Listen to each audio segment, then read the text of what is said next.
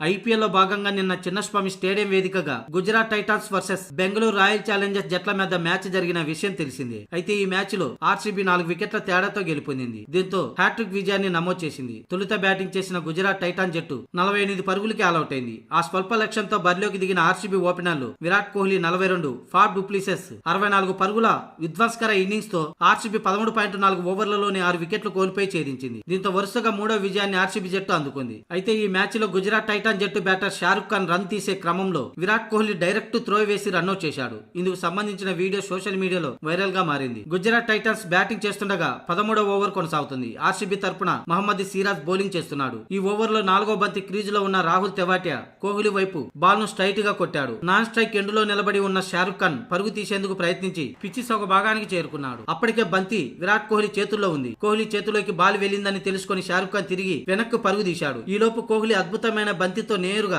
వికెట్లకు బంతి విసరడంతో షారుఖ్ ఖాన్ రన్అట్ కాక తప్పలేదు. షారుఖ్ ఖాన్ అవుట్ కాగానే కోహ్లీ ప్లేయింగ్ కిస్లు చూపిస్తూ కనిపించాడు. ఈ వీడియోను చూసిన నెటిజన్లు కోహ్లీ చేతిలోకి బాల్ వెళ్లిన తర్వాత కూడా పరుక్కు వెళ్లడం నీ తప్పే బ్రో అంటూ షారుఖ్ ఖాన్ కు చూపిస్తూ కామెంట్లు చేస్తున్నారు. మొత్తానికి కళ్ళు మూసి కళ్ళు తెరిచే లోపే కోహ్లీ చేసిన రన్అట్ గురించి ఇప్పుడు చర్చించుకుంటున్నారు. అయితే షారుఖ్ ఖాన్ రన్అట్ సమయానికి 24 బంతుల్లో 37 పరుగులు చేశాడు. కాగా విరాట్ కోహ్లీ ఐపీఎల్ 2024 టోర్నీలో ఇప్పటి వరకు అత్యధిక పరుగులు చేసిన బ్యాటర్ గా నిలిచాడు. 11 మ్యాచ్లలో 73.57 సగటుతో 515 పరుగులు చేసిన కోహ్లీ ఆరెంజ్ క్యాప్ రేస్ లో అగ్రస్థానంలో ఉన్నాడు.